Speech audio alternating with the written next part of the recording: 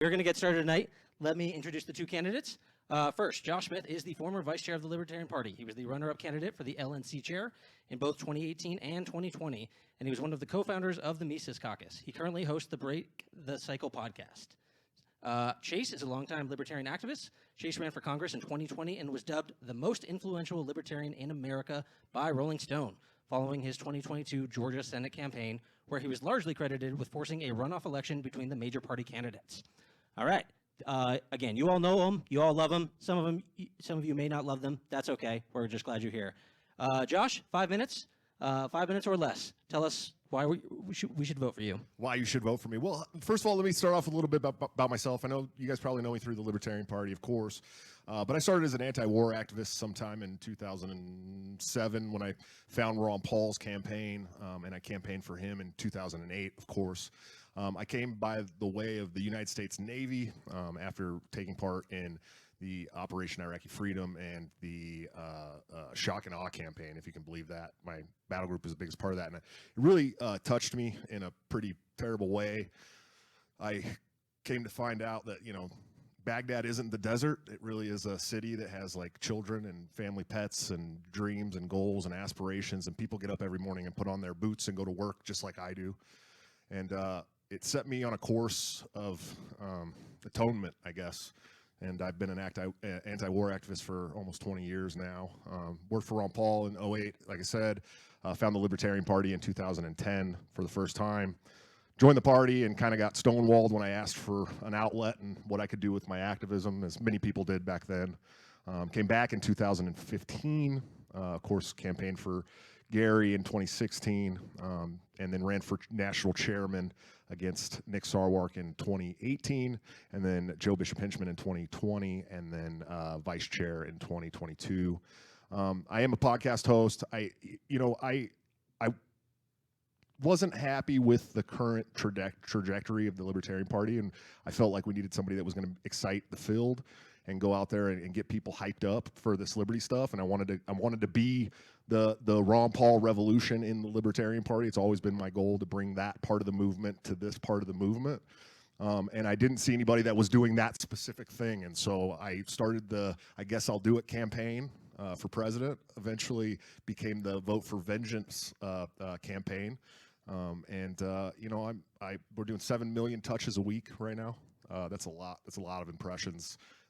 For any presidential campaign that's a third-party campaign. We're getting people hyped. We're doing all kinds of great stuff. I just got to go on Timcast and saw 1 million views. So we're getting the ideas out there, man, and I'm ready to be the guy that takes this thing on the road and goes around in the general and gets us that 5%. Now, a lot of people are like, oh, you don't want to win? Like, of course I want to win. I'm here to win. It's going to be very, very hard for the Libertarian to win in 2024. But 5% gives us national major party status. And we don't have to fight for ballot access in 2028 as hard anymore. And I think that's a really important thing. Anybody who's been an administrator for this party at the top levels knows that we spend the majority of our time fighting for ballot access. We spend the majority of our money fighting for ballot access just to get an L on the ballot. That's how rigged the game is. And so I want to be the person that goes out there and hits that 5 to 7% and gives us a much easier platform in 2028 to run a good candidate. So I hope you guys will give me your support at the convention in DC in May of next year, and I look forward to seeing you there. Thank you. Chase, 5 minutes. Tell us about yourself and about your campaign. Yeah, so a little bit about myself. First, I want to say, just like Josh, I got my start in politics being an anti-war activist.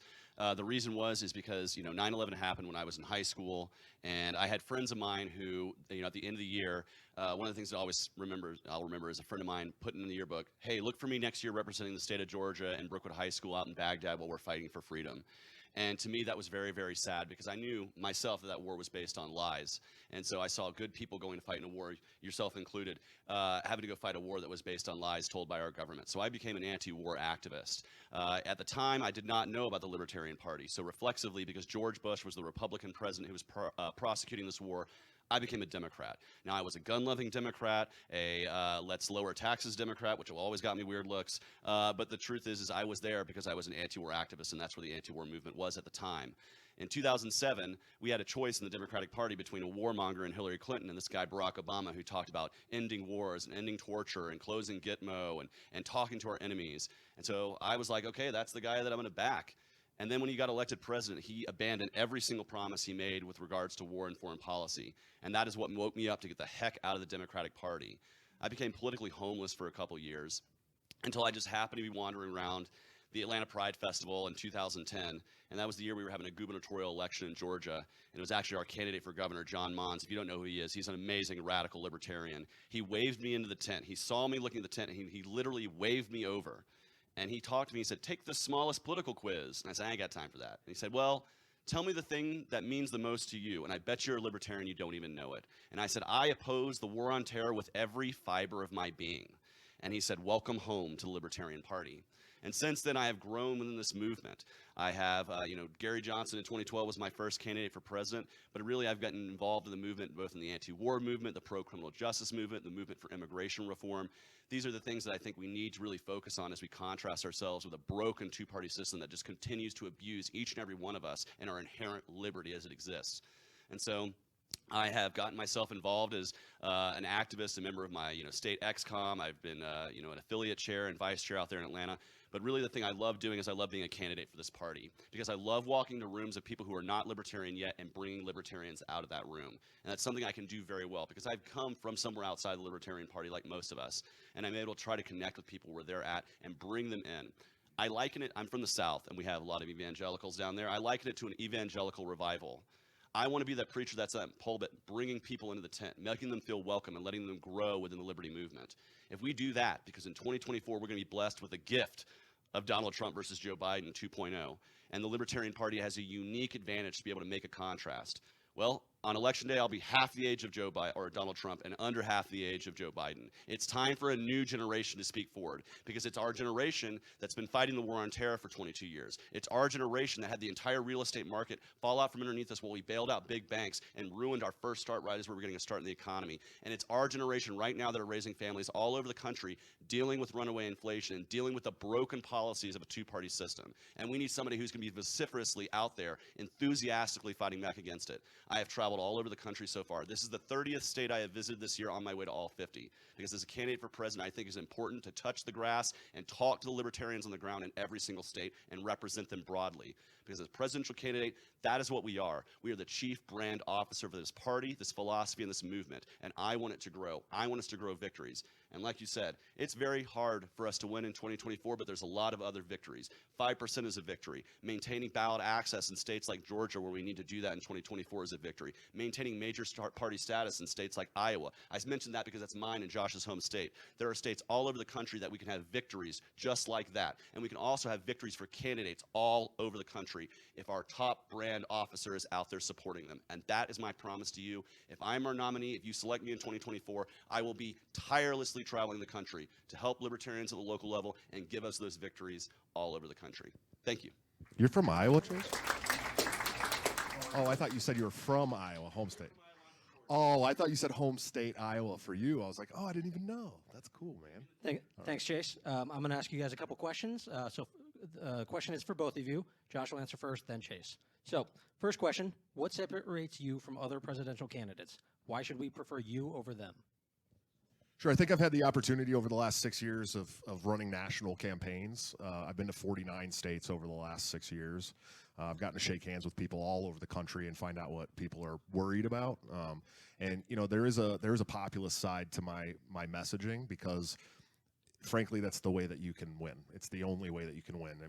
We can get up on stage and lecture all day about Murray Rothbard's principles and F.A. Hayek and the dangers of central planning, but most people want to know what's going to happen to their children in school, and if they're going to get fined if their grass gets too long. I mean, these are the things that really actually touch people, and I've had the opportunity to travel around and find these things out and build a populist message that speaks to the middle class, because I am the middle class, because I do get up every morning and I put on my work boots and I go to work like a normal person. I am raising 6 children in my home, 2 adopted. And I've been there. I've been that person. I've been the person that got hurt by the IRS, and I've been through the family law system, and I understand how these things hurt our lives every day. And I think you know, I'm not going to speak for Chase, but I know that some of the other candidates, you know, one has never even had a private sector job, you know, and so I think that I stand apart with this blue collar, working class, grassroots campaign from the other candidates. But more than that, too, I think that I'm speaking to those people in a populist way and giving them the relief that they want to hear, which is important. But you know, even more important than that is I'm the only person that's actually going to do it out of the old parties, right? I mean, these guys are going to tell you everything you want to hear and then get in there and continue warfare and the bank bailouts and just all the terrible policies that are hurting our lives. I'll actually do those things. I actually want to see the ATF building bulldozed and a dog park built in this place, and I mean that. I want to see the dogs playing on an honorary dog park in the ashes of the ATF building. Okay, and when I say those things, I mean them. I mean them. And, you know, and I think my campaign's probably going to be a little more extreme than some of the other candidates as well. You know, I talk a lot about it's tongue in cheek, but, you know, this vote for vengeance campaign slogan, I mean that. The COVID regime must pay for what they've done to America over the last 3 years. If they don't pay, they're going to continue to do the same things that they've been doing for the last 3 years. And they're bringing it back right now. It's coming back. You know, the warfare state's got to end. And I mean it. And I'm going to do it. And I think that sets me apart from the uniparty. But I think that my blue-collar, middle-class background sets me apart from the other candidates in the party. So thank you, guys. Thanks, Josh. Chase, same question. What separates you from other presidential candidates? Why should we prefer you over them? So, you know, I think the most glaring difference between myself and a lot of the others in the field is I've actually been a candidate on a statewide basis before. I've gotten national news for Libertarian Party because last year I forced the runoff between Herschel Walker and Raphael Warnock, and that came about of doing the job of being a good candidate. I knocked on thousands of doors. I worked through 3 pairs of shoes, walking the streets, talking to voters one by one, and doing that work. You can actually look at a map of Georgia and see every county where I did events and door knockings. I actually did better than my percentage statewide.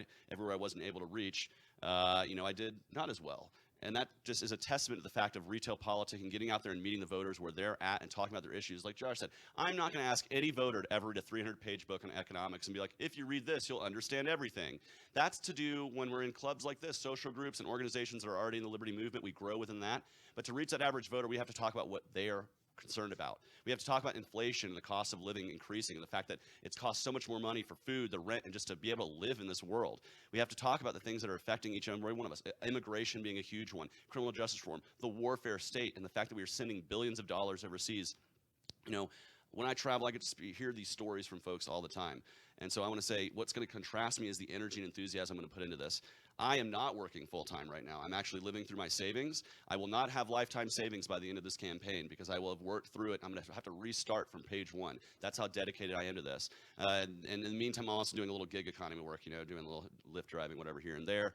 But that's how I'm telling you right now, I'm running this campaign full-time. I will be here 365 days for this campaign, and I will come across with a passion that we really need to contrast ourselves with a broken duopoly that we all know is terrible.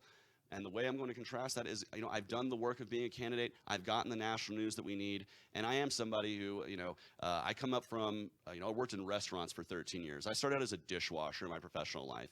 And I've worked my way through being in corporate America, working through maritime industries, working in HR and securities firms. And now I'm a candidate for President of the United States, which is something I've always wanted to do, is try to represent people and service. And that's what I've done throughout my professional career. That's what I've done as a candidate. And I really think that's what's going to contrast me from a lot of the field, is that I've had successes in poking the duopoly in the eye and getting victory and notice for the Libertarian Party. Thanks, Chase. Next question, first for Josh. How do you plan to bring together different factions within the Libertarian Party? This is even more important now following the divide post-Reno. Yes, I do believe that's very important. In fact, I believe that I'm the only unity candidate running at the top right now. And the reason why I say that is because this is the first year of my time running for anything in the Libertarian Party that I'm a free agent. I don't know if you guys know, but I am not the Mises Caucus endorsed candidate this year, which is pretty wild if you think about it, seeing as I helped build the thing. But anyways, moving on. First, I had no idea that you worked in maritime. The Jones Act thing really makes a lot of sense now. It's in my head. So I actually have a really cool campaign right now. There's about 75 people working on my campaign. We've built a really great campaign team. And the funny thing about that is there is a lot of Mises Caucus people on my campaign. But we have people like Brandon Slayton from Maricopa County in Arizona that has never been involved with the Mises Caucus and is not even a fan of the Mises Caucus. So I'm actually bringing the factions together with my campaign now. And I do believe it's important because I am looking at the the trajectory of the Libertarian Party right now, and I had a lot to do with bringing us to that point, and I'm not super happy with where it's going, and it's got to be rebuilt again, and we have to get more donors again, and we have to get more members again. But I'm also not just focused on the donor class. I'm focused on outreach and getting more people to join the party and become voters for us, because we got to hit that 5%. But I believe that I am the unity candidate this year. I have worked very hard to bring people into the campaign that would not typically work with other factions, and they're working seamlessly with other factions. And I think that's the way we heal the divide. We give them something that's important that they can coalesce around and work together on, and that stuff all fades away. It's all an afterthought. So absolutely. Thanks, Josh. Thanks. Chase, same question. How do you plan to bring together different factions within the LP? And this is even more important now following the divide post-Reno. And I think it is absolutely important that we bring our party back together. I think there's been a lot of people who have, we've been infighting for far too long, and that has allowed us to actually weaken ourselves and weaken our position. I want to be a candidate who is not trying to look at internal divisions. I am actually trying to ignore any internal infighting as much as possible, because it is not the way a candidate is actually going to grow the message and grow the movement. Now, that being said, I'm somebody who, I don't care what caucus you roll with, where you come from the party, where you got here from the party, left, right, or center libertarian. The truth is I want people who want to work hard on a positive, empathic message that's going to break through the two-party static. Because the Republicans and Democrats right now are going to sell you on division, hatred, and saying that the other person is just the worst person out there, and that's all they're going to be running on. And if all I run on is how terrible Joe Biden is, I'm no better than Donald Trump. If all I run on is how terrible Donald Trump is, I'm no better than Joe Biden. I want to present a positive message for liberty, and I believe, broadly speaking, I want to be a home for everybody. I don't want to be somebody who fights a lot. I've been there. We've all been in times when we're fighting online or in person, but I want to move past that personally in my life, because I feel like that has been not the best way to really grow our message, grow our movement. If you, broadly speaking, think the government's too big, too intrusive, too abusive, too costly, I want you in our tent, and I'm going to make you more libertarian the longer you're here. And that's the message that we have to have. We should not be gatekeeping the way in the door. We should be opening the door to new voters, new message, and bring them in, and that's when they're going to grow in liberty. And so I think we can heal our division by quit paying attention to what divides us and really pay attention to the principles that unite us as libertarians. And that's the commitment I'm going to be making as a candidate, to really not be focusing on internal party fighting amongst each other. I won't be endorsing a chair candidate or candidates for the officers, because I believe the delegates should be able to choose those things. My focus is outward, on improving our brand and on improving our name recognition and improving our victories all over the country. I'm going to keep my focus there. Other people can run for internal offices and they can do whatever. I am not doing that. That is not my job as your candidate for president. And if the delegates select me to be the nominee, from then till November, I'm not paying attention to that stuff, because I will be too busy meeting with voters one-on-one, shaking their hands, talking to people, and bringing them into this movement and helping us win victories. I can't do both of those at the same time. It would drive me crazy. It would drive anybody crazy. So I'll leave the internal politics to those who want to do it.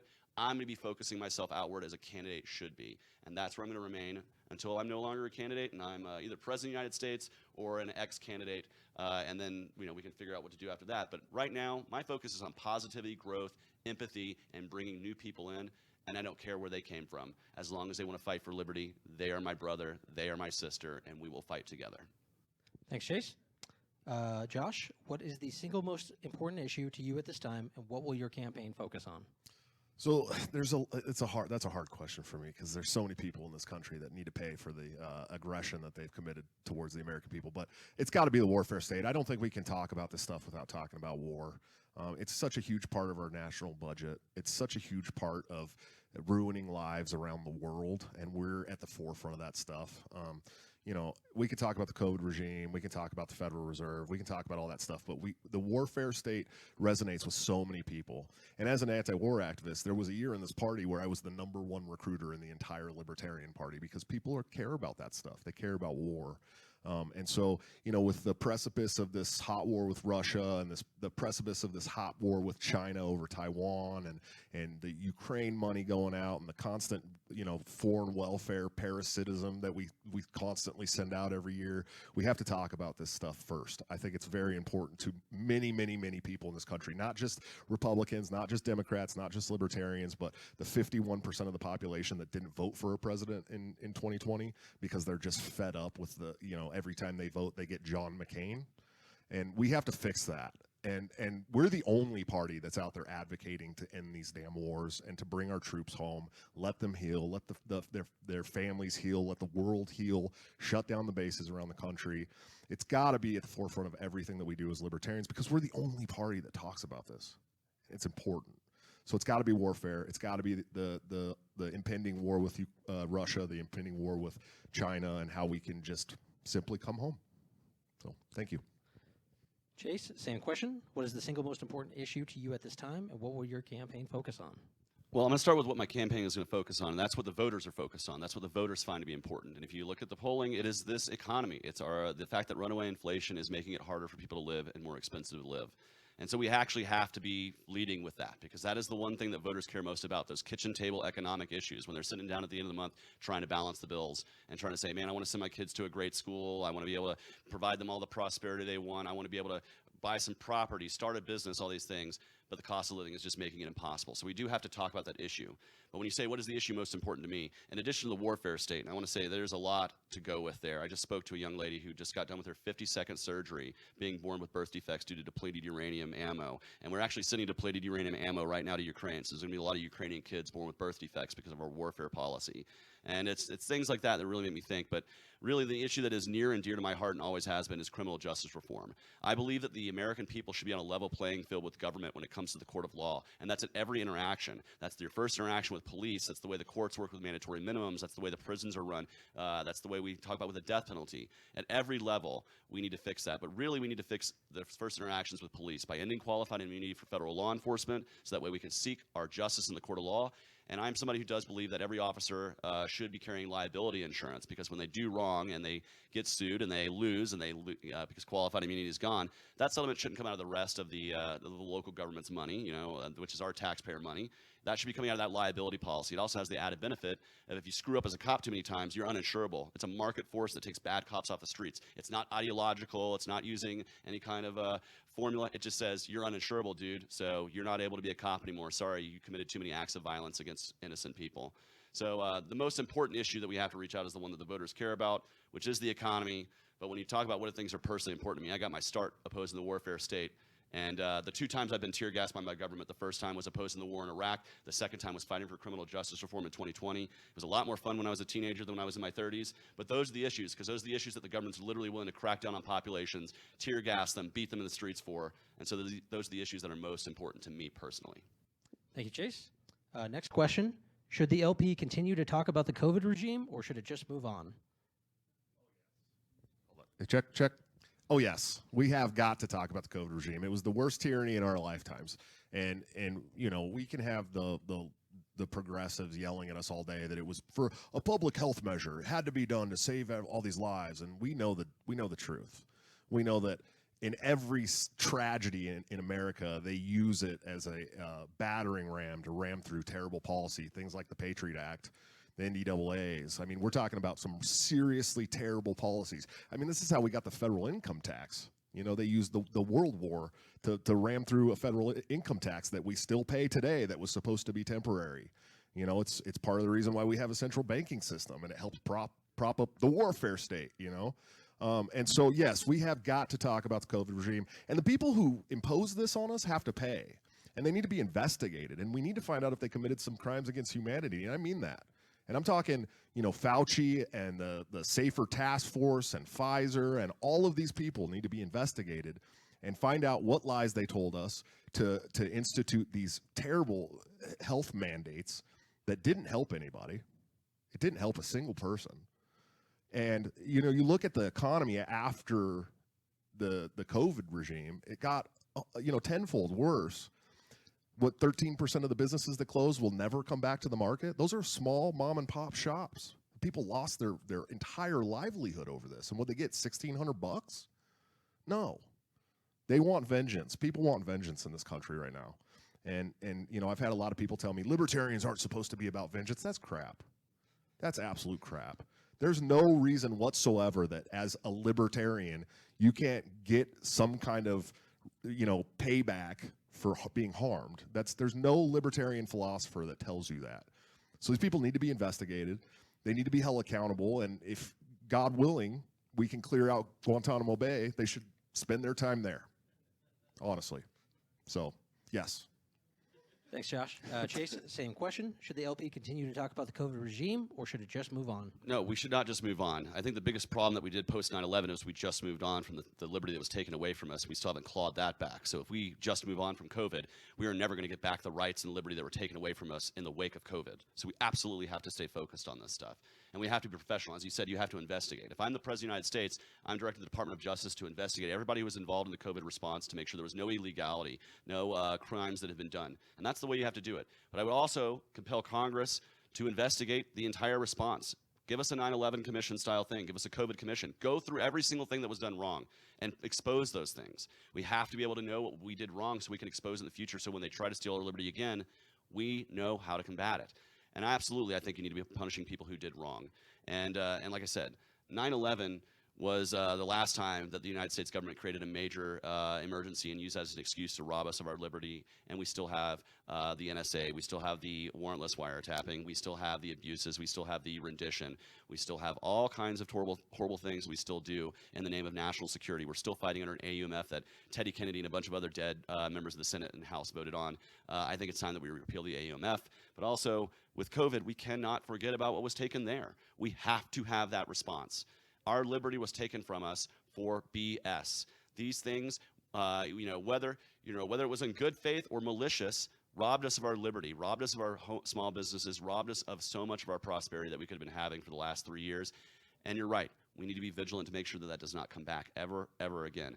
My area of disagreement is I believe Gitmo should close. Nobody should be going to Gitmo. It is a horrible stain upon this country.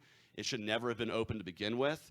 And God willing, I would never send anyone to that, because the truth is it should never exist as a facility, and it is a black stain upon this nation that needs to be wiped away. We have to close Gitmo. That has to be part of fighting back against the warfare state. Not even Fauci? Nobody. Hey, Fauci, dude, we have plenty of Supermax prisons all over the country. Fauci's got to go somewhere bad. Yes, stateside, but you don't send him to Guantanamo, because really that is an extrajudicial shithole. Russia? What about Russia? Let's send them to Russia. Siberia? Send them somewhere that's not here. Somewhere bad. Thank you, Chase. Next question. What should America do regarding the war in Ukraine? Josh. Not send any more money, that's for sure. That's the first fix there. Look, I did a podcast the other day with a really cool guy named Danny who believes that we should continue to help Ukraine because in 1994 or 1993, Bill Clinton signed a bilateral agreement with Russia and Ukraine to protect Ukraine. And my response was, the federal government also signed the charter that instituted the Federal Reserve. Should we not rip that up and abolish the Federal Reserve? Some people might say yes, right? Look, I don't care what we signed. I don't care what treaties we sign and what agreements we sign with countries around the world, because this we stuff is not we, it's them. It's the federal government doing these things in our name and without our blessing. And so the American people are just done with war. I mean, everyone I talk to is done with war. We're sick and tired of it. It's got to stop. We got to stop funding it. We got to stop toppling and destabilizing all kinds of countries around the world in the Middle East. We got to stop using this tripwire excuse of Taiwan to go to war with China. I mean, it's getting ridiculous at this point. And somebody's got to step up and start saying no more. So like he said, that the AUMF, the authorization of use of military force, that's completely open-ended, by the way, wildly illegal and unconstitutional entirely, that every president in my lifetime has used, well, in my adult years, has used to go to war open-endedly is crap. You know, as president, I'm going to sign an executive order that says no more war until you federally declare war, as the Constitution requires you to do in Congress. And you better go out and get your constituency support before you do so, because you will be replaced. So no more. We're going to stop sending money around the world. I'm going to stop all the foreign welfare around the world. We send over $50 billion to 200 countries around the world every year, when 12% of the population in the United States can hardly put food on the table, and the middle class is not doing any better. And we're sending this tax money from poor people to rich people overseas to continue to fight pet projects around the world. So we're going to end it all. We're going to start bringing our troops home. We're going to use whatever little budget we have left to beef up the mental health for our vets so they can reintegrate into life with their families. We're going to stop We're going to stop antagonizing the rest of the world and let everybody heal, including our vets. So it's done. It's over. If you guys are crazy enough to put me in the White House, the Ukraine spending is done the next day. It's day one. So thank you. So, I hate to be like, I feel like we are demonstrating in real time how little difference there is between libertarians on policy, because I have always opposed us funding wars overseas, whether it be us sending our troops overseas to Iraq or funding regime wars overseas like we're doing in Ukraine. I don't believe in militarily funding Ukraine. I don't think that's the best way to help the people who are caught in the war in Ukraine. I think there are things we can do that don't involve us committing any kind of violence. I am somebody who's always said that the best way we can help those in Ukraine is those who are stuck in the war zone right now, offer them to be refugee status in the United States, bring them here. That's something we can do to demonstrate that we actually care about people but don't fight wars, and we don't drop bombs, and we don't continue the war. We try to get people out of the war zone. I think that is the only real policy that we can do in Ukraine that makes any kind of sense, that has any kind of morality to it, and that really is in line with the principles of peace and diplomacy around the world. I would also make that same offer to any Russian person on the front line. If you don't want to be fighting in a bullshit war that you've been conscripted to, come to the United States under asylum and watch the Russian morale of the military in Ukraine crumble when they go, oh, you mean I don't have to stay back in Russia? I can just leave this war zone, go AWOL, and come here as a refugee? I'm happy to do that if it means ending war or depleting people. I would also say the same thing to anybody who's being conscripted in Ukraine who wants to come here as a refugee should be able to do the exact same thing, because I oppose conscription for war. I oppose the draft in this country. I oppose the draft in Ukraine. I oppose the draft in Russia. I think if these tyrants want to fight these wars, they should be on the front line fighting the war. Back in the Roman days, the senators actually got in the front line and got in the fights. I think if the U.S. senators had to be going to fight in Iraq and Afghanistan, or if it was Vladimir Putin having to be in the front line in Ukraine, you would start to see a lot more peace and diplomacy happening. But it's young men and women who are, the average Joe and Jane out there in the world, the people who are going because they sincerely want to serve this country and they're being sent into war zones around the world. Hell no, not for me. I'm a peace candidate. I have never, ever supported war. I will never support war, and I will always support avenues, diplomacy, and peace.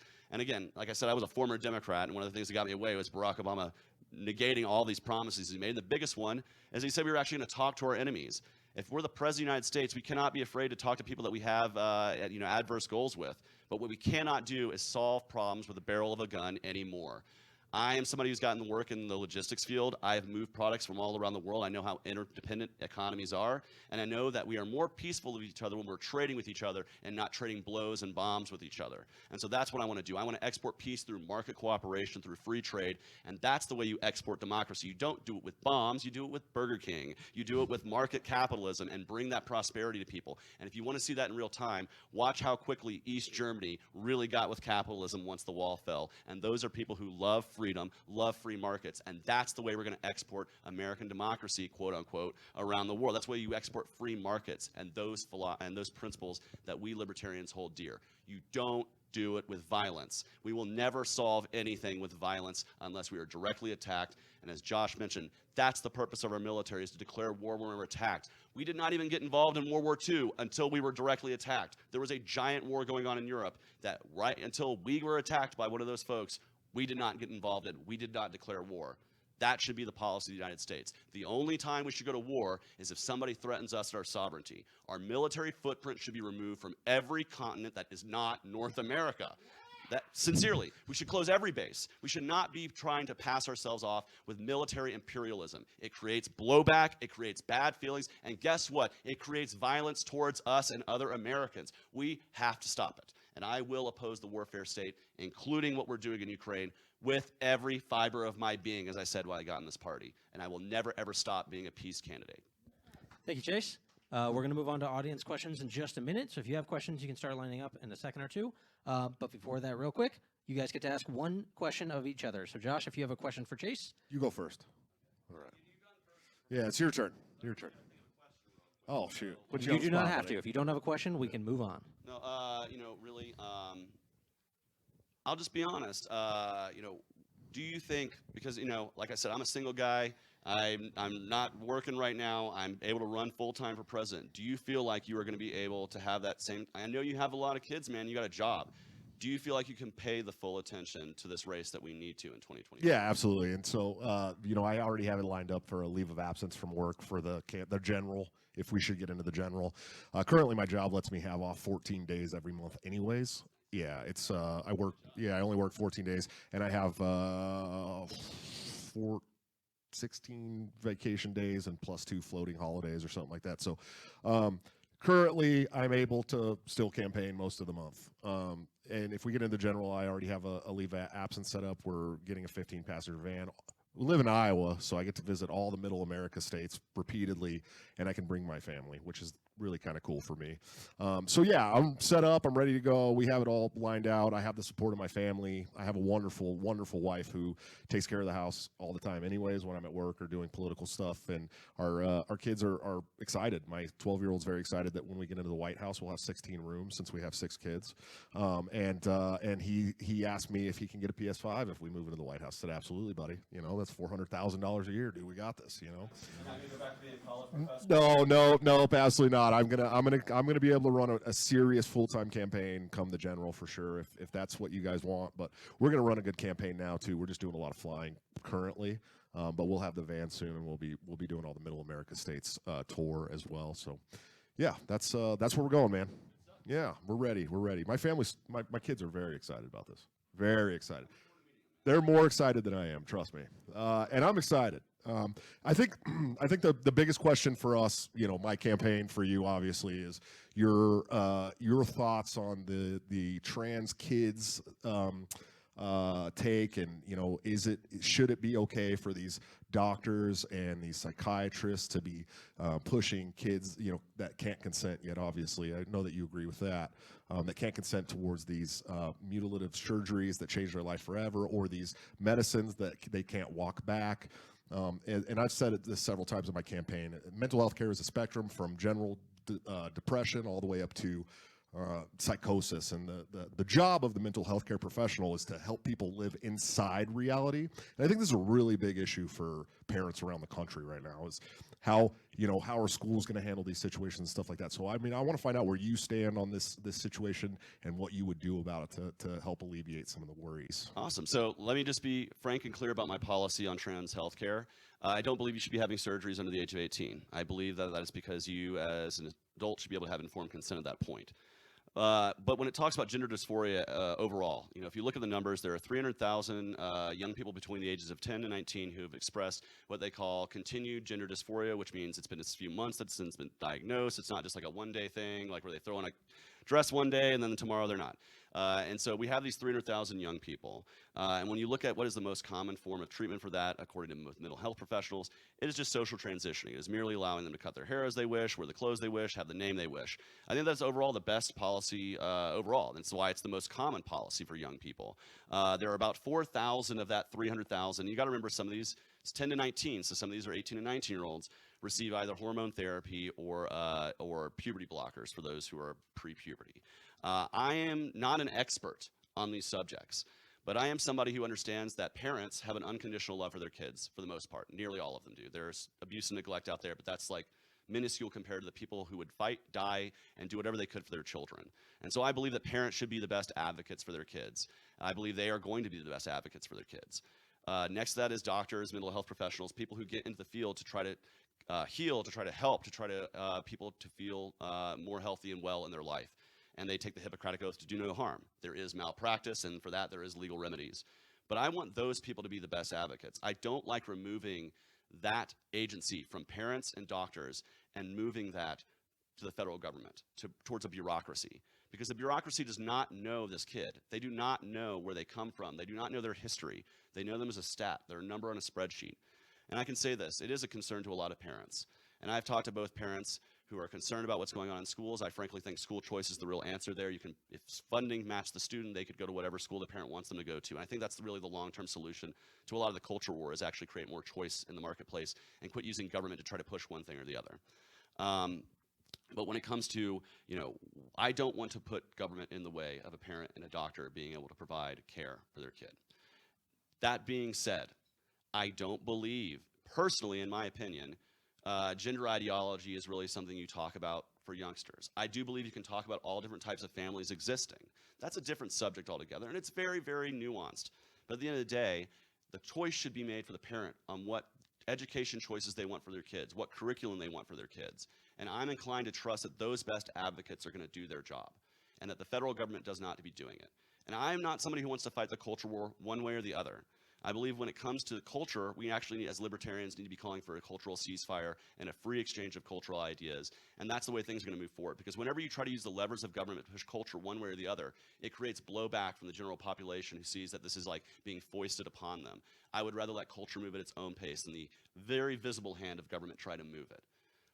I also want to say, I know the parents of trans kids. They do not go, I'm so happy the kid's trans. Every time I've spoken to a parent of a trans kid, they say, man, we don't understand all this. We're trying to figure it out together. I just love my kid. I want to help my kid. And I sincerely believe that. And I think in this conversation, this culture war conversation, we've lost sight of the fact that these are actual human beings. These are actual families. And across the spectrum of opinion, we should be treating people with the grace, common grace, to allow them to live their lives as they see fit, whether we agree necessarily or not, so long as there's not being harm done. If there's harm being done, there are methods to be able to adjudicate that and seek justice. And if there is that harm from a doctor or from somebody committing malpractice, I want that person to be able to find justice.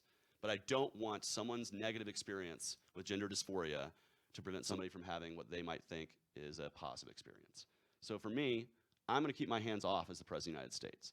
I'm going to ask that localities set their own policies. I'm going to ask that we try to fight for education choice so that when it comes to schools, parents are making the decision. At every level, parents make the decision. That's the goal. They are the advocates, and that's who I trust. I don't trust the government one way or the other, whether they be conservative or progressive, to really parent our children. I want parents to be able to make that decision and to do so with the common grace and respect that we can all have for each other. And that's my position. Thanks, guys. We're going to move on to audience questions. As a reminder, no follow-ups unless you are asked for a follow-up. Please make sure your question is actually a question, and then please specify if it is for both candidates or just one. For both candidates. So you both told that you are against war, and you both told that you are for free market. And we have seen what happens with war in Iraq, in Afghanistan, and other places. I believe this disasters mostly happens because of another war America is waging, the war on drugs. So, what is your opinion regarding this war? And do you think that American people can buy heroin the same way how we right now buying whiskey? The answer is yes, we need it in the drug war. Absolutely. And yes, we should legalize the purchase of drugs for anybody who's an adult who wants to buy them. That is your right. It is your body, your choice. Put what into it you want. I think when we have a decriminalization or a legalization model and end the war on drugs, you actually end the stigmatization of so many people who are suffering from addiction, and you allow more people to be able to get help. There's actually a real-world example of this happening. There's the nation of Portugal in Europe, and they have the highest rate of IV drug use on the continent. Because of this, they had the highest HIV rate and hepatitis rates in the continent. And they decided for themselves, they said, we can either do what the United States is doing and creating a crackdown model, do what the Philippines is doing and just try to crack down on these drug users, or we can do something different. And we can decriminalize all drugs, and we can allow people to have access to addiction therapy without the fear of the stigma. And that's what they did. And now you're seeing that they have some of the lowest IV drug use in the entire continent of Europe. They still have higher than normal HIV rates, but it's been cut in half, and it is still on the decline. Same with hepatitis. And so it's actually showing that not only is this the good policy to end the cartel violence that we see south of the border and so much of that bleeds over the United States, it's also the best public health care policy. It helps people not feel stigmatized about addiction, so when they want to get off heroin, they can, or when they get drugs, they can go to a pharmacist and have that pharmacist test their product for a small fee to know if there's fentanyl in their heroin or to know if they're cut with anything else. Coincidentally, it also provides for the best drug market because drug dealers know that they can't cut their product with crap. And so you actually have pure product in Portugal. And so honestly, I think ending the drug war model is the moral decision. It's the best decision to combat addiction therapy. And it's the best thing to help end the violence that we see south of the border that's creating so much chaos here in our own nation. I want to end with one little anecdote. There's a group called Shred the Stigma Oklahoma. It's run by Drew Cook, who's the head of the LP Sober Caucus. By the way, if you need a caucus, you want to get sober, they're great people, get involved with them. But he runs Shred the Stigma. He provides direct aid and direct intervention to drug users by providing with Narcan, fentanyl testing strips, clean needles, and the other things. And to date, he has saved, I think, nearly 700 people from overdose in a year through his work. And so that's just an example of what we can do without government to actually help fight the drug war, not the drug war, but help fight drug addiction rather, and help make a difference in our communities. It's through direct action like that, and he didn't need the government's permission to do it. He just got started and got it done. And so I think that's the way we're really going to fight against addiction, is by not fighting a drug war model, but ending prohibition of drugs, treating people with respect and common decency, and finding those avenues to find direct intervention in our local communities to help those who are suffering from addiction. I just think that's the best policy all around when it comes to the drug war. I'd like to congratulate drugs on winning the war on drugs. It's been absolute massive failure, one of the worst failures in American history, I believe. You can have whatever, opinion you want on drug use, but it doesn't matter what your opinion is. People are still going to use drugs. And no matter what you do to try and combat drug use, people are still going to use drugs. It's how it works. What we need to be is, this is one of those issues where I believe that some compassion goes a long way. A lot of addicts are at their very lowest in life, and they're not going to get any better when we're criminalizing them. They're only going to get better when we show a little bit of compassion and say, hey, we got some help for you, and you're not going to go sit in a rape cage for the next 10 years for carrying a little bit of drugs on you. And so I am super, super anti-drug war. I think that it's one of the biggest failures in the history of the United States. I think that somebody should let Reagan know that his policies were terrible. And I do want to say Drew Cook is one of the most amazing people in the entire Libertarian Party. He put out a shirt that said the coffee pot at your local AA meeting has done more to combat drug use than the entire DEA. And I believe that 100%. There's no replacement for help in this situation, and people need help. And so there's no reason for the federal government to be involved in the drug trade whatsoever, and that's what they do. They are involved in the drug trade. They have actually run drugs. Probably they've run more drugs than most independent drug dealers in the United States. So, it's got to end. It's got to stop, and we got to start looking at harm reduction, like you said, and helping people and getting them on a path to cleaning up their life. So, absolutely. Next question. You guys are great. You're fantastic. We've been going at this for over an hour. If you want to stand up and take a breath, please do so. And I think we should show some applause for some gratitude. So my question is, this is a job interview. I've done a lot of interviews in my life. And what I find out is I can really find the true mettle of a person by asking them an off-the-wall question. So here's my off-the-wall question. Are you ready? Yeah. Okay. So let's say I won the lottery. Now, I don't buy lottery tickets because I know math, okay? But let's say I won the $1 billion lottery, and I'm willing to finance you for the rest of your life. What will you do for fun? Both of you. First of all, the lottery is a tax on stupid people. I just want to be very clear about that. It sucks. It's terrible. I hate that my mom plays it all the time. I would spend a lot of time with my kids, man. That's my happy place. There's no doubt about it. It's anytime I can take them on a trip or to some fun, even just the park down the street or anything like that, I would just spend time traveling with my kids for sure. That would be the #1 goal for me. So, I've always said I wouldn't have kids until I'm financially stable enough to have kids. So I guess at that point I would be looking for Mr. Right and start raising a family. But other than that, I think, one of the things I would like to do is I would like to travel around the world and speak to people who are doing good in their communities. It's one of the most refreshing things about this campaign. It's what energizes me as I travel around the country, is speaking to those local activists who are doing really good work. And if I had such funds to be able to fund those things, I would find those people doing good and give them as much money as possible to do that good.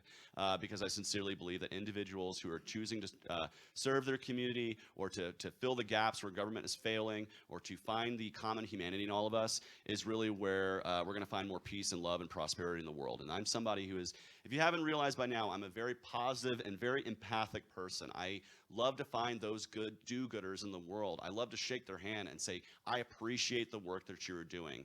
And and oftentimes it's to communities that are often forgotten and walked past by us. When we see those who are, I just got back from South Carolina to help a lady named Erica Brown. She's being hassled by the local government because she takes it upon herself to go out and feed the homeless. And they want to say, well, if you have more than 25 people, you need a permit for that.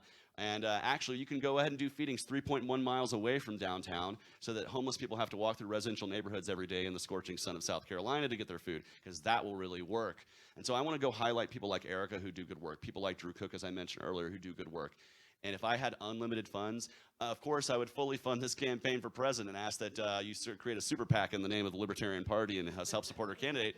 But after this campaign, what I would like to do is travel around and meet those people who are doing good in the world. And I'd probably start my own nonprofit. I actually have a vision one day of, I want to start a nonprofit to help the people in my neighborhood who are elderly or disabled, help maintain their property by mowing their lawn, edging their lawn, doing the gutters, helping paint the windowsills. These things, because I want people to be able to live independently as long as possible. My grandmother suffered from a stroke, and because of that, she had to be sent to a nursing home, and it was the worst thing ever. And all I wanted to do was be able to move up there and help her, and I wasn't able to do that. And so I want to be able to make sure I can help those in my community who want to be able to live independently as long as possible. So if I had unlimited money, I'd probably start a nonprofit to help people in my community doing that. Next question. I've heard both of you talk about being president, so you have your wish. Bling, you're now in the Oval Office. What are you, the federal government is based on a system of checks and balances. What sort of checks and balances would you apply when there is a Supreme Court overreach, such as blowing away the First Amendment, blowing away the Fourth Amendment, blowing away the Fifth Amendment, blowing away the Ninth Amendment, and when presenting the 10th Amendment as the right answer, conducting an appendectomy on the last 4 words of it? What sort of checks and balances is appropriate when they pull something like, I'm talking, for example, about Dobbs versus JWHO? So What you gonna do?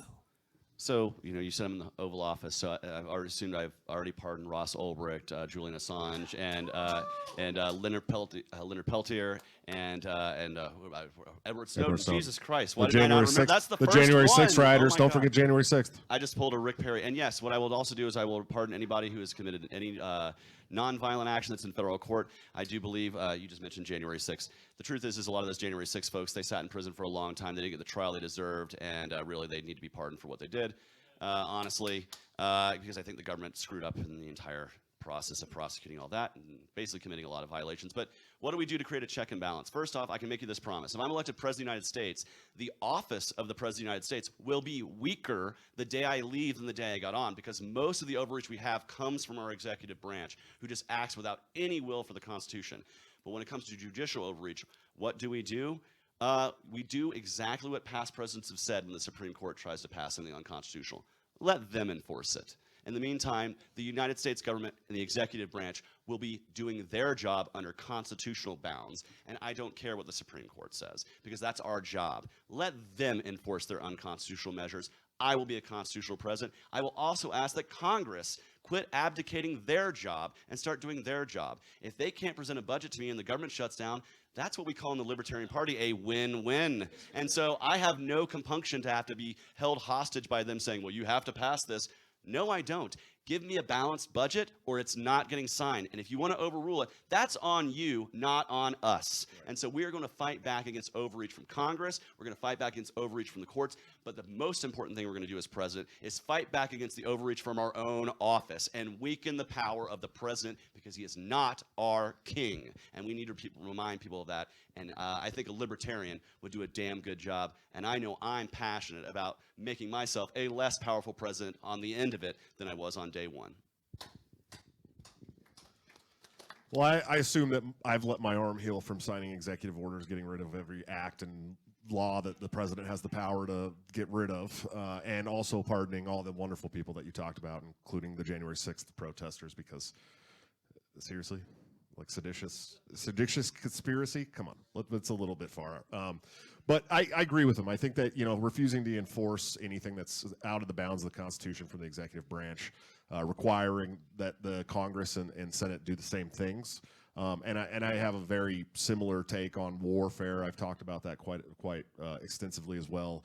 You know, refusing to direct the military into excursions until Congress does their job and officially constitutionally declares a war the way that they're supposed to. We can do that from the executive branch. We have that. We are the commander in chief of the United States of America and its military. So we have the opportunity to do that. So refusing to enforce any unconstitutional findings from the judicial branch is very, very important. Absolutely. Thank you. Next question, we're going to do 3 more. Hi, guys. So I think I've heard you both assume that Donald Trump was going to be the Republican nominee, and I've also heard you kind of recycle the last war, you know, it's the economy, stupid, being the theme of your campaign, and then over here, the war theme, you know, from Ron Paul. And, you know, these are great topics. But what are you going to do if Vivek, the guy who stood up on stage and basically made the theme of his campaign the administrative state, what are you going to do to your campaign to address that? I'm going to run against him and present a better job that's more freedom oriented, and that's even less. He says he wants to fire 95% of the Federal Reserve employees. I want to fire 100% of them. So if he wants to bring us liberty light, we'll bring liberty unfiltered, and that's how we compete with the Vivek Ramaswamy. Because, you know, I'm not somebody who thinks, hey, that guy's kind of libertarian because he says he wants to go to war in Mexico and China. No, he's not. He's not a libertarian. And so if we run against a libertarian light Republican, or even, I guess, a libertarianish Democrat, if such the thing exists anymore, I'm going to be presenting liberty unfiltered and be presenting our principles boldly and right and forward and right to the forefront, because that is how we contrast ourselves. We have the best substance. We need to be able to present that with the best style, and when we do that, that's how we break down the walls of the duopoly. And so you're right. You know, we have to be able to present our contrast a little bit better. But even if we're running against a Vivek or somebody else, we have to show those Republicans what real liberty looks like. So Vivek sends a really good message on a lot of topics, especially the administrative state. I think that's probably his most important talking points. Unfortunately, we can't fire 100% of the staff at the Federal Reserve. The president doesn't have that power. But what we can do is commit Ron Paul as the Fed chair and let him slash everything, and that's what I'm going to do. But I have a very similar message when it comes to the administrative state as well. I think that, you know, I want to get rid of 70% of the workforce at the IRS. I want to get rid of 70% of the workforce at the FBI. I want to get those people. Listen, these bureaucracies and these agencies have gotten so out of control big that they have too much time to focus on things like infiltrating Catholic groups and telling, you know, moms at school board meetings that they're domestic terrorists. I mean, it's gotten so completely out of control. So I take a very similar stance as Vivek. I think that we do need to lay off 70% of the workforce. We do need to send some of these people back into like the mailroom at the official Hall of Records and get them out of doing what they're doing now and get such a small force, a small workforce, that they can get back to being focused on things like, you know, cross state line serial killers and child sex trafficking and the things that the FBI was created to investigate, and not all these crazy pet projects that they have going on right now. So I think he's absolutely right. Do I believe that he would do those things? No, absolutely not. I believe he's 100% a snake oil salesman. I don't want to say that too loudly because we are currently scheduling a debate with him and RFK Jr., so that's going to be very interesting. But I do want to say that I think what he's saying is right. I think it's dead on when it comes to the administrative state, and I don't disagree with him. I just don't think he'll actually follow through if he's elected, and I don't believe he gets more than, you know, his lion's share of votes in the primary either. I'm sure it'll be Donald Trump or DeSantis. So, thank you for your question. Next question. The best way forward is for libertarians is at the local level. What is your advice for libertarians fighting at the local level to push liberty forward? Nullify. That's got to be the nullify. That's got to be the biggest thing. If you can get into any position at the local or state level and start nullifying some of these federal laws that are hurting people, that's what you got to do. And I think that that's the most important, right? I understand how important a presidential election is to the Libertarian Party because we have that opportunity to get 5% and change the political landscape in America forever. We also have to run a candidate as a president to keep ballot access in several states, even if we don't get 5%. But there is nothing more important than the local and state candidates, because that's where you feel things the most. And I'm talking about, like, you let your lawn get too long and they're going to fine you. That's the most ridiculous thing I've ever heard in my life, okay? And these are where people feel the things in their pockets the most, especially through their local and state taxes as well. You know, property taxes out of control in a lot of states. I live in Iowa. It's like the 5th largest property tax in the country. Everything else is really good except for, you know, the drug thing. You know, we can carry guns wherever we want. So it's like, it's, you know, right now we have the opportunity to vote with our feet through states. And I think that's a really important thing to have in the United States. I'm obviously a big fan of the national divorce, the peaceful national divorce as well. But the local and federal, or the local and state level, is where you can do the most good as a candidate. That's where you can get rid of some of these laws that are hurting people every day. And so please run as a local and state candidate. Please do your best. Ask me for help. I promise you I will give you whatever help you need. This candidacy is 100% going to help down ballot candidates, because you guys matter more than we do. Thank you. So I agree with a lot of what he's saying, but and to answer your question, you know, this is what you do once you get elected. You nullify, you nullify, you nullify. But what are we going to do to be able to help these people get elected? First and foremost, as a candidate for president, you have to be willing to actually campaign alongside those local candidates. You have to be willing, as a presidential candidate, even though we're not going to get a lion's share of the media, we get a little bit more media as the presidential candidate for the Libertarian Party than, say, a local candidate. So when we're campaigning around the country, we need to be pairing with these local candidates and making sure that the media eye, as much as possible, getting local people noticed and getting people noticed in their communities. That involves door knocking. I encourage people, if I have advice for any local Libertarian candidates, door knock. Do not have an online campaign. Get out and meet your voters. Get out and meet the people and understand what they do.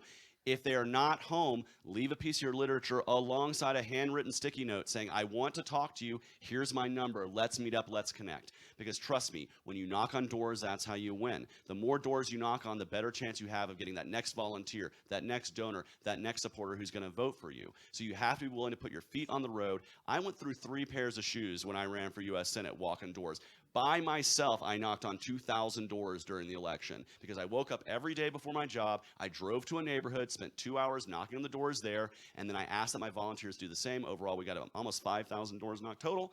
So we had a really good effort out there in Georgia, and it actually paid off. Like I said, if you see any counties where I did door knocking and actually that stuff, I did better than my total. And that's how we're going to help our candidates, is by being there with them. Knock on the door with them. Go there and say, I'm running for president, but this person is running for your city council and wants to get rid of the BS regulations that's ruining your neighborhood right now. We have to be willing to share the spotlight, to support them, and be on the ground. And lastly, I will say, libertarians who aren't candidates who want to make differences in your communities, get out there and be visible. I'm very active in the Stop Cop City movement in Atlanta. I got out there and was a visible libertarian. And I'll tell you right now, it's across the political spectrum. And I joke that I am the socialists in Atlanta's favorite libertarian, because I actually show up and do the work alongside them. Don't worry about the areas where we disagree, but focus on those areas of agreement. And right now, we have the local government in Atlanta running scared, because they tried to pass this Cop City after 13 hours of saying we didn't want it. And guess what? We took the initiative. We went out and got a voter referendum, and we needed 70,000 signatures to get it on the ballot. We have 105,000 signatures right now. The state is doing everything they can to try to, or the city's trying to do everything they can to throw those signatures out.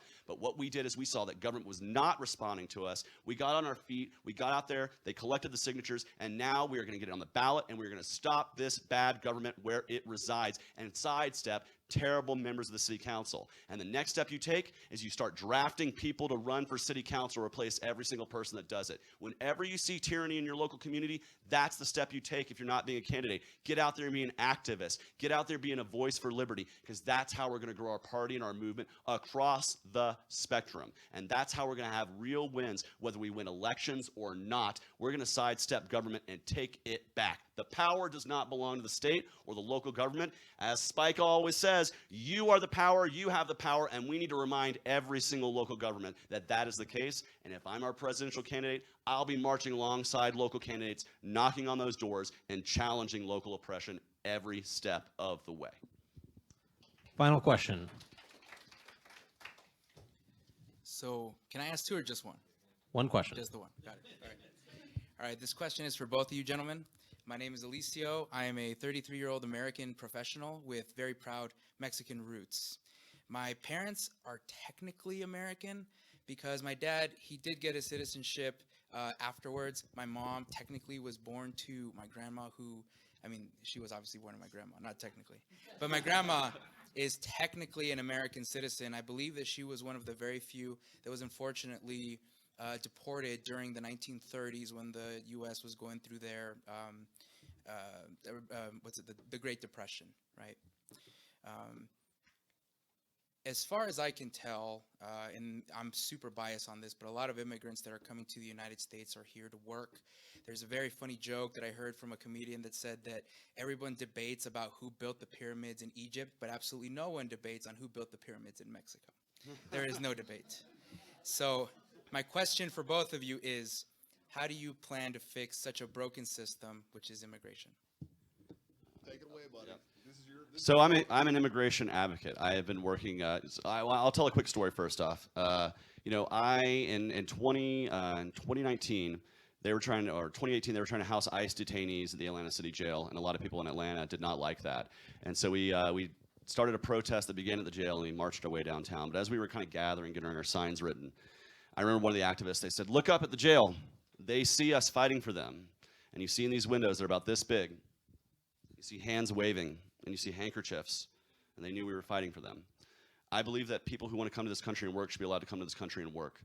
I think right now we have tens of millions of people who are undocumented, and they were living in a shadow economy that allows them to be exploited not just by their employer, but also by the state. It allows them not to access the essential services. I ask myself the question all the time: how many immigrant children right now are being abused by an authority figure, a coach, a priest, a parent? And they can't go to the police because they fear that their parent will be deported. They fear that they will be deported. That allows for so much human exploitation in this country, so we have to fix the issue.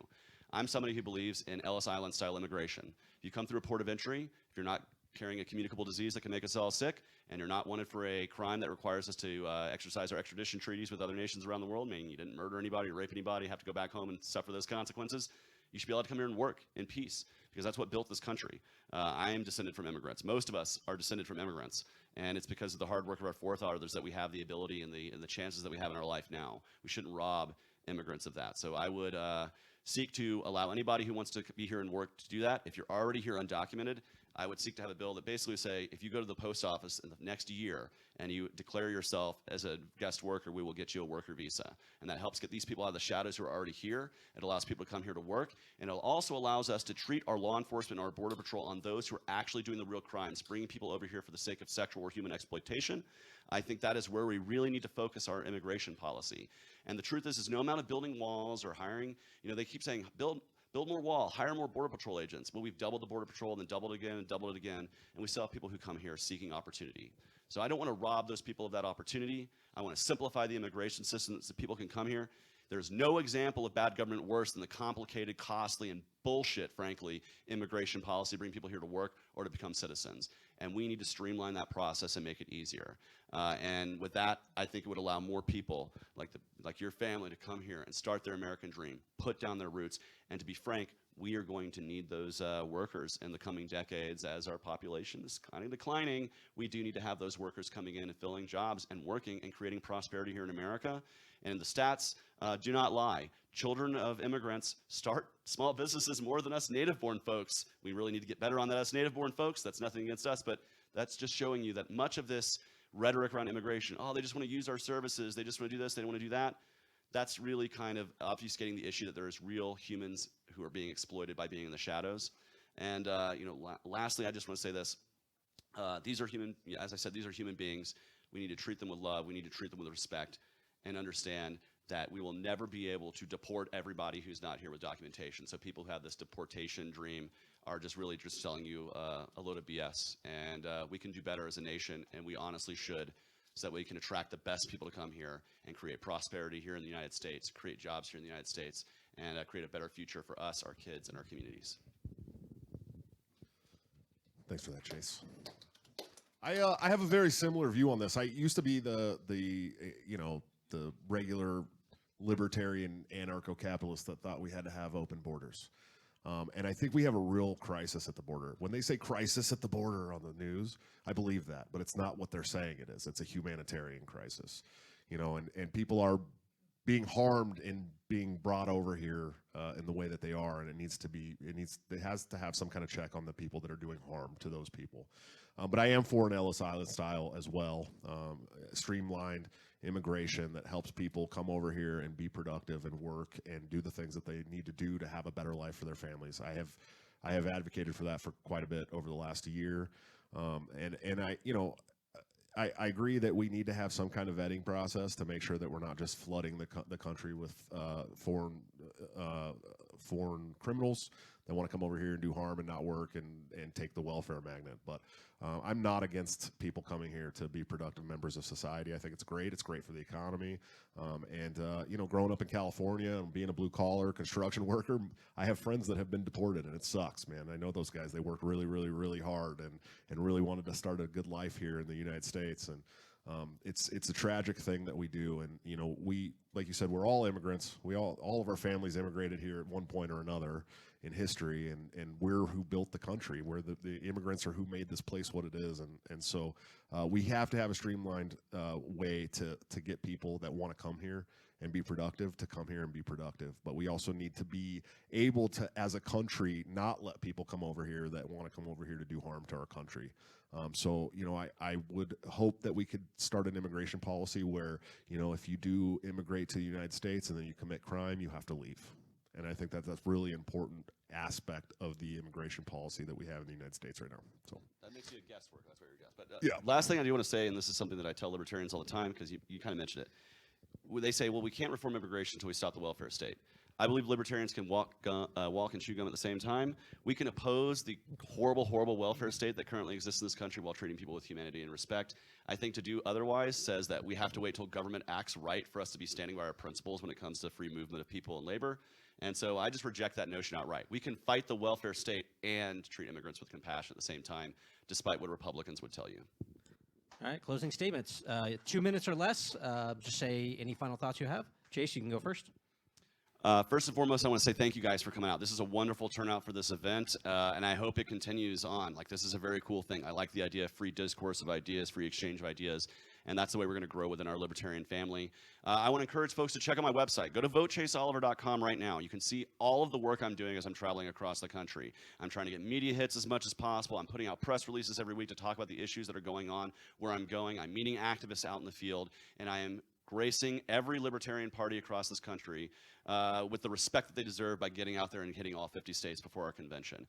I am committed to fighting for each and every libertarian's right to live free. Not just each and every libertarian's right, each and every person's right to live free as themselves. If you're living your life in peace, you're not committing harm, force, fraud, coercion, or theft against somebody else, any interaction you should have with the government at all should be totally voluntary. The government needs to get out of our lives, and we need to have a messenger in 2024 who's going to push that to the forefront, who's going to make it a contrast between the broken two-party system that exists. Right now we have old, decrepit, 80-year-old, people have been in power 50 years, 20th century politicians in our Congress and the White House, and we need to have a younger, new generation of liberty. It's time for us to water the seeds of a next generation of liberty so we have the crop to sow in 10 to 20 years, and that means we got to be able to speak to that next generation, to millennials like ourselves, but also to Gen Z. They're going to be our largest voting bloc in 10 years, and if we're not waking them up now, it'll be harder to wake them up in 10 years. So let's get out there, make their first vote for a libertarian, make them question authority in every election for the rest of their lives, and we will have growth, prosperity, new membership, victories, and we will set the world free, hopefully in our lifetime, but certainly in our children's lifetime, my nephews and nieces. They will grow up in a more free world if we work together to tear down the two-party system, tear down the authoritarian state, and fight for our God-given liberty. And I will fight with you every step of the way through this election and beyond. And I want you to be a partner in liberty. I want us to get out there and fight for our freedom, because no one is coming to rescue us. We are the people who are going to rescue everyone else. Let's free the world. Thank you very much. Go to votechaseoliver.com.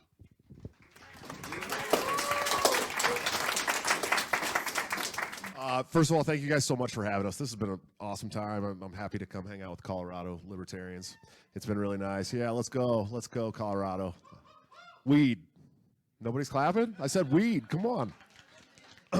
Look, I'm just a blue collar working class guy. That's what this campaign, the whole essence of this campaign is that we're going to go out and reach out to the middle class who's been affected. The middle and lower class in the United States have been affected by the government more than anybody else. Most of the laws and policies only pertain to us because we're not rich enough to get past them. And so we need to message these people. We need to let them know that we are the party that care about their issues and the things that hurt them. We're talking warfare, inflation, school choice, all of these wonderful things, this beautiful philosophy of liberty that we hold dear, that we've been entrusted to carry around the world or the country. And we need to do it. And the only way we're going to do that is by having somebody who isn't giving you canned responses, isn't going out there and trying to give you a philosophy lesson on Murray Rothbard, isn't just yelling and screaming at you that you're stupid for continuing to vote for the Uniparty. We need to go out there and tell them, like, listen, we've been hurt by these same policies, and we've done the work to figure out what's hurting us. And I think I'm that guy. I really do. And I've gotten really good reviews about this. I've 7 million impressions a week right now. That's a lot for any candidate. And I have just barely started traveling. We're already getting on some of the biggest media. Tim Pool, we're working on Sean Ryan. We're going to get on Rogan. We're doing the big stuff that we needed from this campaign. And so I want you guys to really think about this when we go to DC next year, because it's very, very important that we set the stage. Think of this as 2016, okay? And we're setting the stage. We're going back up against 2 uniparty candidates that are wildly unpopular, wildly, and old. They'll be very lucky to make it through another term. Very lucky. Okay, I'm surprised they didn't kill Joe Biden off in this season. I'm serious. And if he does not make it, it could be Gavin Newsom. And let me tell you, as somebody who's from California, that man is evil incarnate. I promise you. Somebody from the San Francisco Bay Area. But we have a really big, huge opportunity in 2024. And I know the Uniparty is always telling us, this is the most important election of our lifetime. It's our turn. It's our turn to say that. It's our turn to tell them it's the most important election of this lifetime. And we're tired of you throwing your vote away for a party that continues to put its terrible, evil pet projects on our communities, on our families, on our children, and it's over. It ends now. We set the stage for 2028 for a bigger candidate than any of us could be, by running a good campaign now that gets in front of people and tells the middle class, hey, we're coming. We're the sharks in the water swimming for these long-held positions of power. And I believe I'm the candidate that can do that. I do. My campaign believes that we're the candidate that can do that. And we're doing it now. So please, when you walk into D.C. in May and you think about what you want out of a candidate and what is important to the people of America, and give us your vote. Thank you so much. Go to joshuasmith2024.com. We appreciate all your help. That's our event. Give it up for our speakers.